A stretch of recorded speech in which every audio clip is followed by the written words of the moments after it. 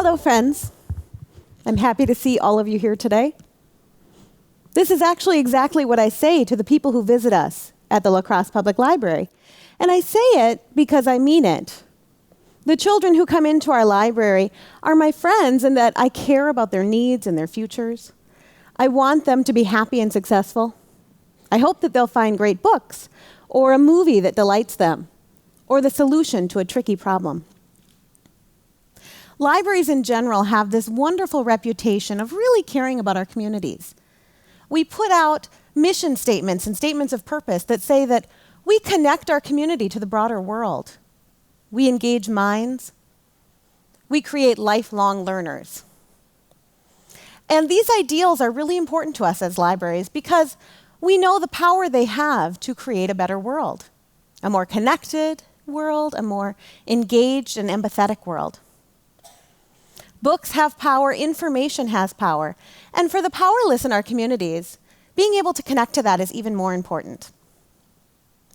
In 1995, Betty Hart and Todd Risley published a study that found that working class families and those being served by welfare experience what we now refer to as the 30 million word gap. Essentially, what they learned is that children in these families are hearing so many fewer words each day that by the time they are 3 years old, there's this enormous disparity in their learned language. And that gap in words follows them as they enter school, and it results in later reading, poorer reading skills, a lack of success overall. Children need to hear words every day, and they need to hear not just our day-to-day conversation, they have to hear rare words, those outside the common lexicon we share of around 10,000.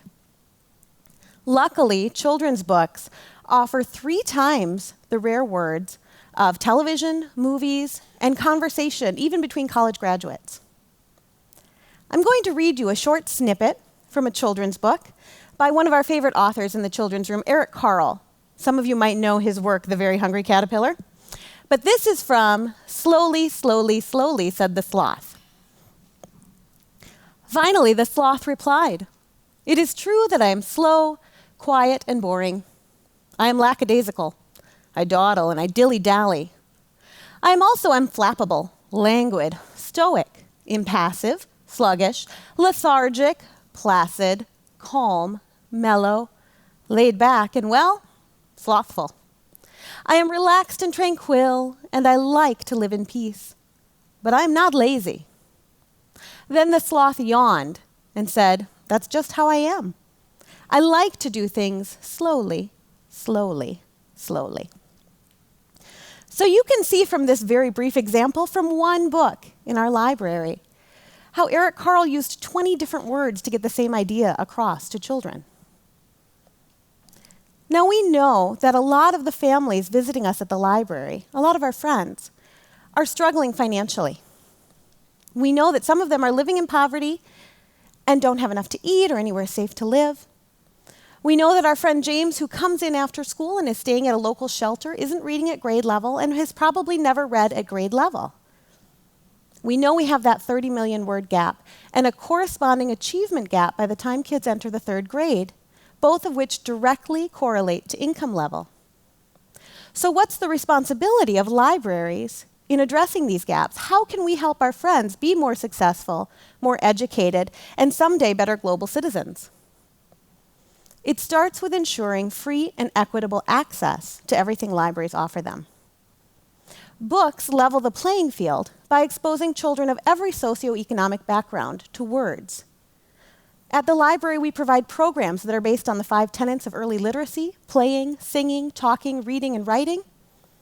We offer programs for adults on computer classes and job skills training, business startups.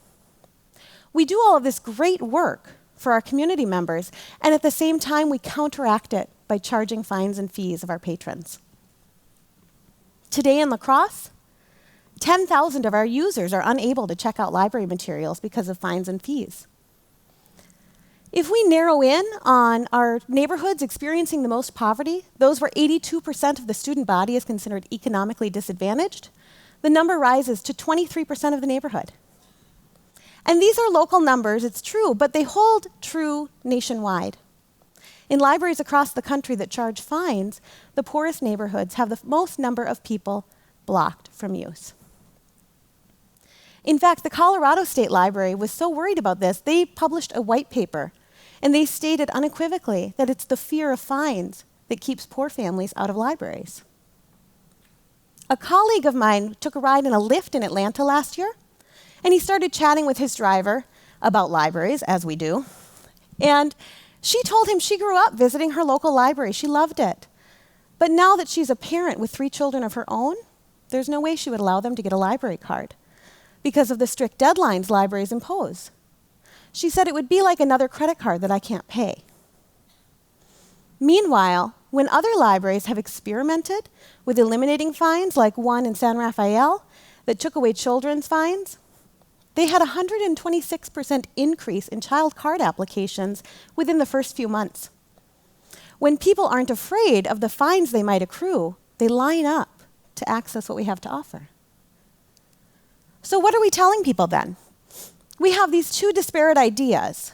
On the one hand, we're champions of democracy, and we claim that we are there so that every citizen can educate themselves.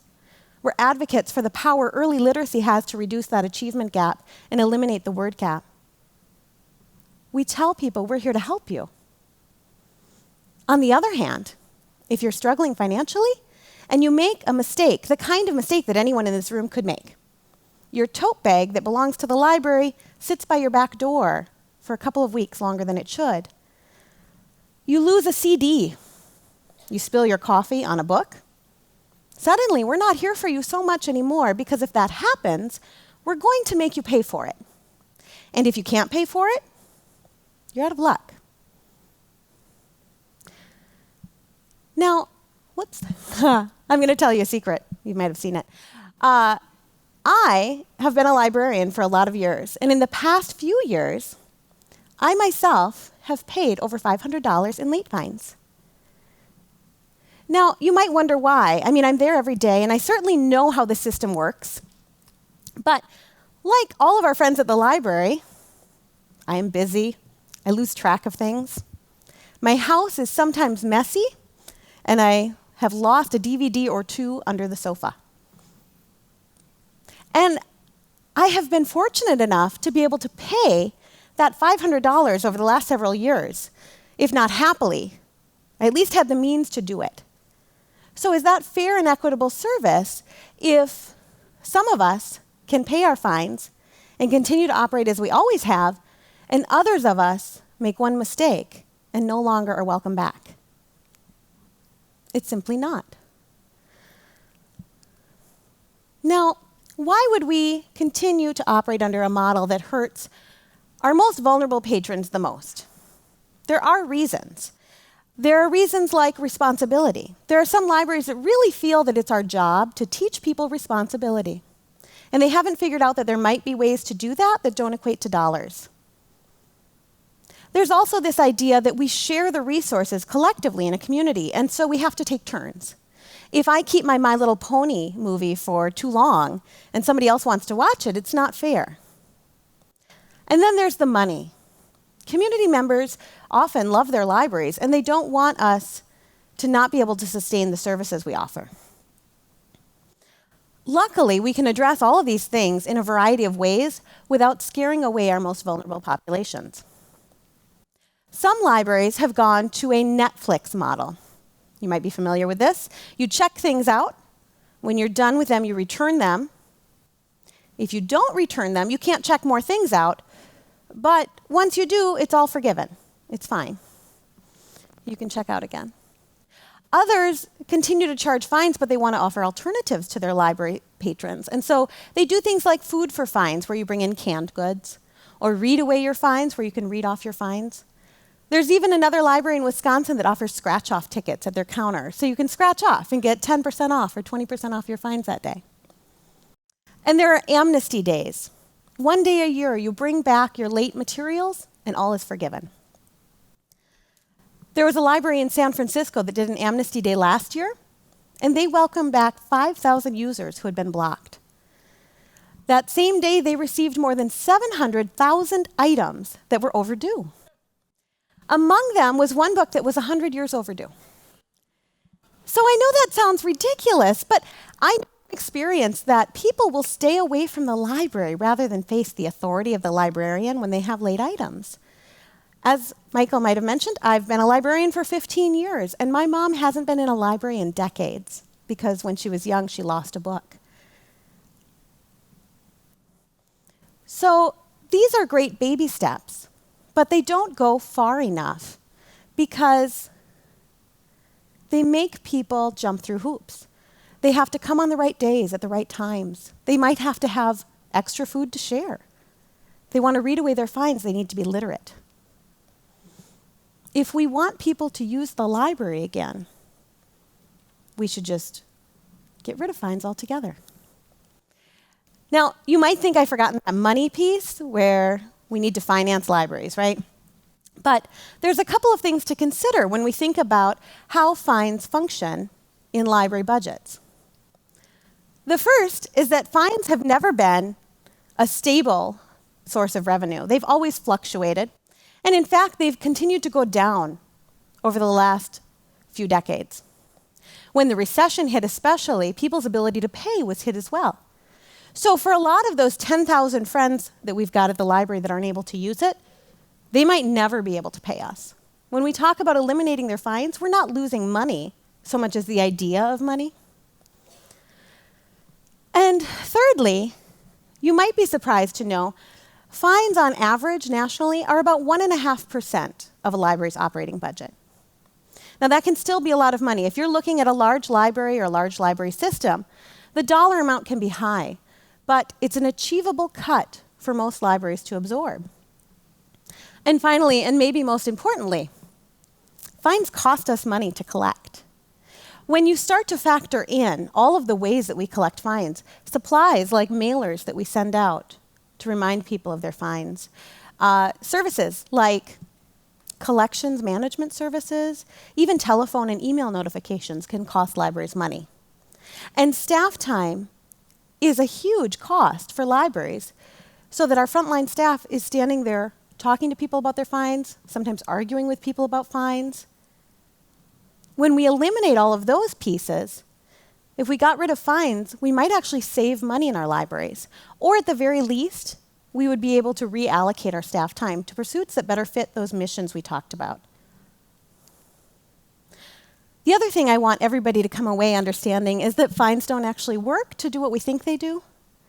The debate about fines, whether we should fine, how much we should fine, it isn't new. We've been talking about it for almost 100 years, as long as that book was overdue. Study after study has shown that the reason libraries fine is because of strongly held beliefs about the effectiveness of getting materials back on time, backed by no evidence. Basically, we fine because we've always fined. So the best option for your libraries is to put it first. And they will do that if their community members ask it of them. When you leave here, I hope you'll visit your public library and talk to your librarians, talk to your neighbors and community members who serve on library boards. Tell them that you know how important literacy is to everyone in your community. That if our libraries are truly for everyone, that they have to get rid of fines and embrace their entire community. Thank you.